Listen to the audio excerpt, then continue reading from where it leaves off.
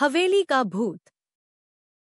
रूहानी ताकतें हमारे आसपास हमेशा मंडराती रहती हैं। उनकी एक अलग ही दुनिया होती है जो वास्तविकता में तो दिखाई नहीं देती, लेकिन कुछ घटनाओं से महसूस जरूर होने लगती है। ऐसी ही एक हवेली के भूत की है। दरअसल एक पुरानी हवेली है जिसमें कई साल पहले राजा महाराजा रहा करते थे, लेकिन अब वह वीरान पड़ी है क्योंकि उन राजाओं के वारिस देश से बाहर जा चुके हैं।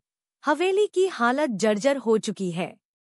अब उसे मरम्मत की जरूरत है। इसके लिए शासन के नोटिस के अनुसार संपत्ति के मालिक को सूचित किया जाता है। कुछ दिनों में पूर्व राजाओं के वारिस में से एक लड़की हवेली में अपने बच्चे के साथ दाखिल होती है, जो कि उस जमाने के राजा के नाती की लड़की थी। उसका नाम उर्मिला था। उसके पति की कार एक्सीडेंट में मौत हो चुकी थी। अब वह विधवा हो चुकी है, लेकिन उसके पास उसका एक बेटा है जो 8 वर्ष का है और वह भी अपनी माँ के साथ हवेली आया है। हवेली बहुत विशाल थी, इसलिए उसकी साफ सफाई के लिए कई मजदूर बुलाया गए, जिन्हें चप्पे चप्पे की सफाई करने का ठेका दिया गया। किसी को नहीं पता कि हवेली के कोने कोने में कितने खूनी रहस्य छुपे हुए हैं। उर्मिला के आने के बाद हवेली की हवा रूहानी होने लगती है। ऐसा लग रहा था मानो कोई वर्षों से इंतजार कर रहा था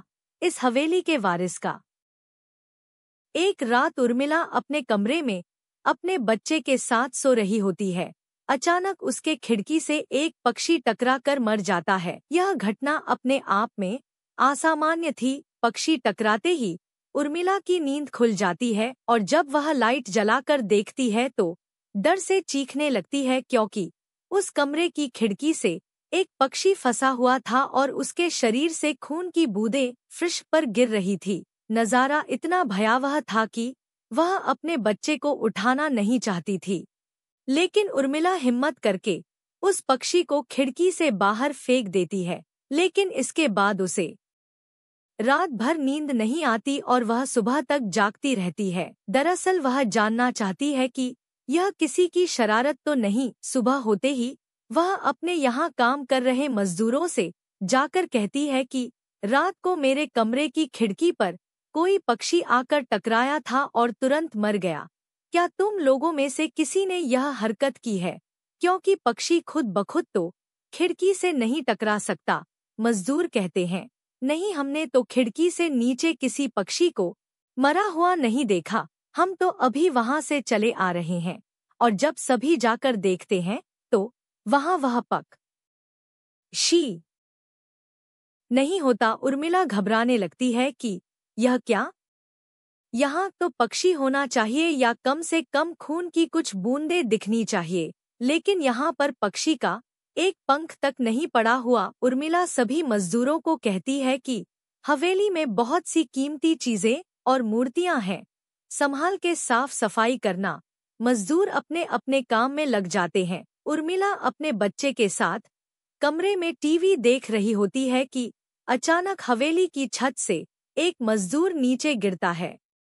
उर्मिला को अचानक लोगों की आवाज सुनाई देती है। वह भागकर खिड़की से नीचे देखती है तो एक मजदूर की लाश पड़ी होती है।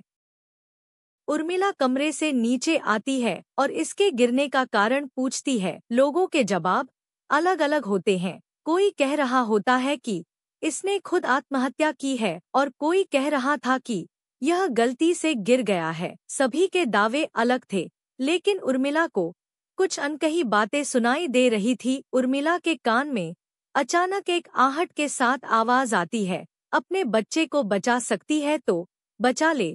उर्मिला यह वाक्य सुनते ही अपने कमरे की तरफ भागने लगती है, क्योंकि कमरे में उसका बच्चा अकेला टीवी देख रहा होता है। जैसे ही उर्मिला कमरे में पहुंचती है तो उसका बेटा खिड़की से कूदने वाला ही होता है कि उर्मिला उसका पैर पकड़ लेती है और वह खिड़की से लटक जाता है। उर्मिला पूरी ताकत से उसे ऊपर खींचती है, लेकिन बच्चा फिर भी कूदने की जिद कर रहा होता है। उर्मिला किसी कदर अपने बच्चे को काबू में करती है और कमरे के बाहर आ जाती है और वह मजदूरों से पूछती है, बताओ क्या है इस हवेली में? क्योंकि ये बच्चा तो ऐसा नहीं कर सकता और अभी यह सब जो हो रहा है कुछ अलग ही चल रहा है।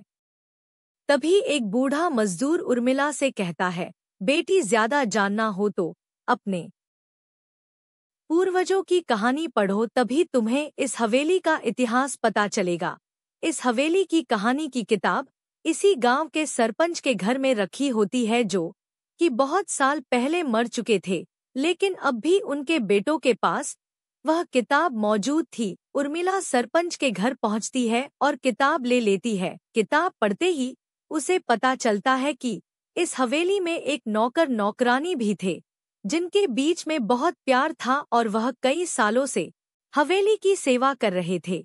लेकिन एक बार रानी के शाही गहने चोरी हो गए और उसके शंका में राजा ने नौकरानी को चोरी की सजा दी और उसे जिंदा दफना दिया गया। उसके गम में उसके पति ने भी अपनी जान दे दी और उसके 1 महीने बाद ही उस राजा ने अपनी ही तलवार अपने गले में घुसेड़कर आत्महत्या कर ली। उसके बाद छोटे मोटे हादसे हवेली में होने लगे, जिस वजह से यह हवेली हमेशा के लिए बंद कर दी गई। कई सालों के बाद वहां कोई आया है, जिससे वहां रहने वाली आत्माओं को मौका मिल गया फिर से बदला लेने का। उर्मिला हवेली का रहस्य जानकर यहाँ से जाना चाहती है, क्योंकि उसे अपने बच्चे की चिंता है।